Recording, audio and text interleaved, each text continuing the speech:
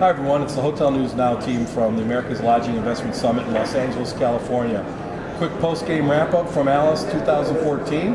Joining me, Jeff Higley, is Sean Turner, Jason Freed, and Patrick Mayock. So we welcome you to the post-game show. I want to talk a little bit about what happened at the conference overall. So here are my 5 things to know from the ALIS Conference 2014. First of all, 2,600 attendees. Every nook and cranny filled. That's the second largest ALIS conference ever.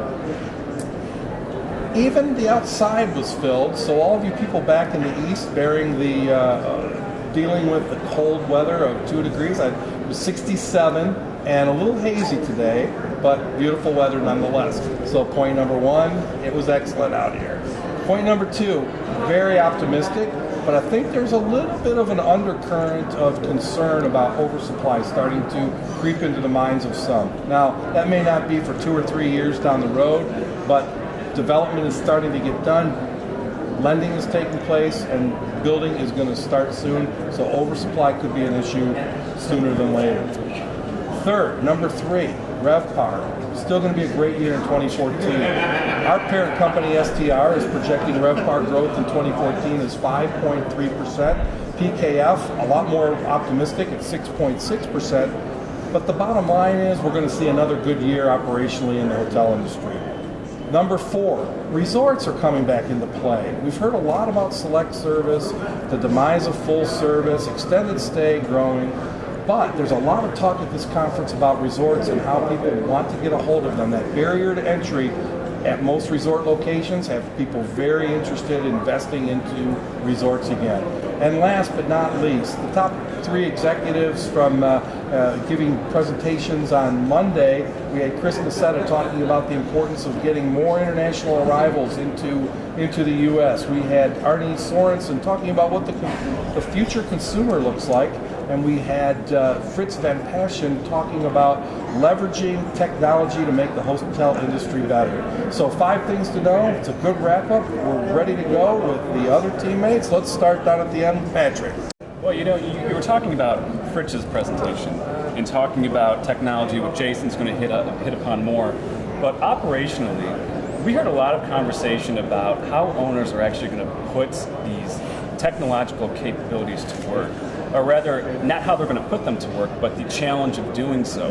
You know, if I heard one word more than any other at this conference, it was millennial, and the need for millennials to have a personalized experience, often coming through the use of different technological devices, a hotel experience that is completely different from anybody else. But when you asked an owner, well, how are you going to do that? And for the major chains, how do you actually push that through your franchise systems? How do you push that through and have owners actually cover that cost? And I think that's the inflection point the industry is facing right now. And it's something that's going to be leading the conversation, I think, for at least the near-term future. It was interesting because the talk about millennial is, it's not necessarily an age anymore. It's more of a mindset. They could be 20, 30, 50, 70. It's the mindset of technology. It's the mindset of customization, of flexibility.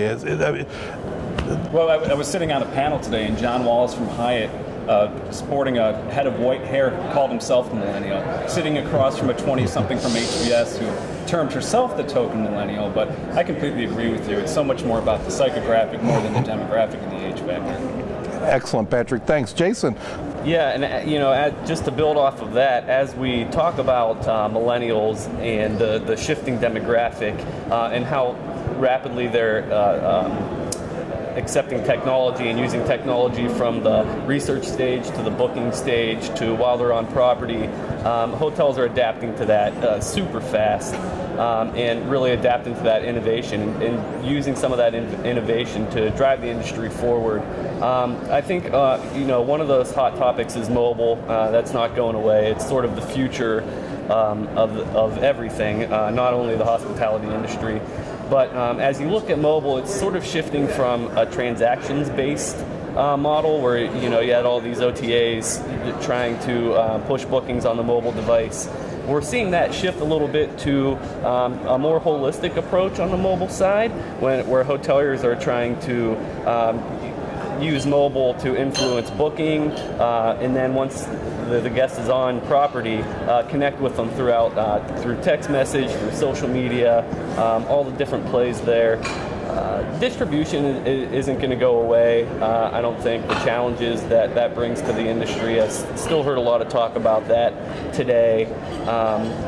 When you talk about operations, distribution is one of the several things that are cutting into hoteliers' margins, along with several other things. So another operational challenge there, another hurdle is how you manage the cost of acquiring a customer and acquiring a guest. And I've heard a lot of talk about that over the past couple days. Yeah. I was just going to say, with the new year, I feel like we always hear a new crop of intermediaries that are trying to wedge themselves into that distribution model, and you could see creating headaches for hoteliers.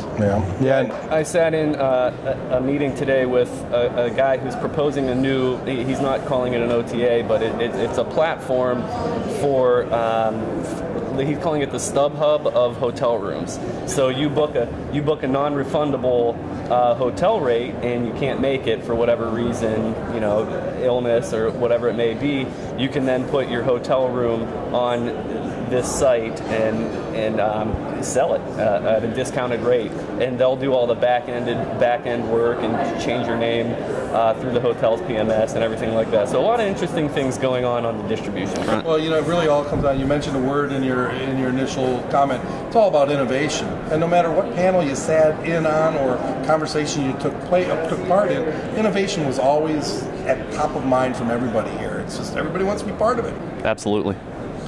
Sean, what's your takeaway been? Well, I've got another word that I kept coming up with me in the panels I sat in on and the people I spoke with, and that's discipline. You look at where we are in the cycle and where we were at this time during the last upturn. The mood is a little bit different. There's more restraint. People are optimistic, but people are not over the top. Mm-hmm. They seems like have learned their lesson. I was talking to a couple of lenders today who said, we're very optimistic, but this time last cycle we would have been 120% on next year's projections. That's not happening. They're still seeing the 65% LTV. There's still a lot of caution. People remember how badly they got burned, and it goes over to the deal side as well. Talking with some groups that were looking to acquire hotels, and we've got a lot of opportunities, a lot of very interesting opportunities in front of us.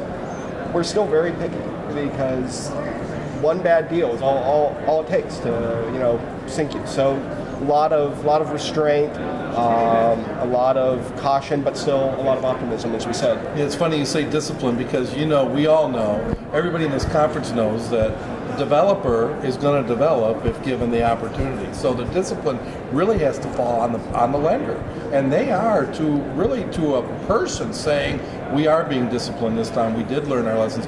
We don't want to be caught with bad loans if there's another extraneous event that just torpedoes the industry. We'll see how long that lasts. Sounds good right now. Yeah. Well, it all does sound good, and it's been great catching up with you guys at the end of this. It's been a good conference. We think there's a lot to look forward to in 2014. Absolutely.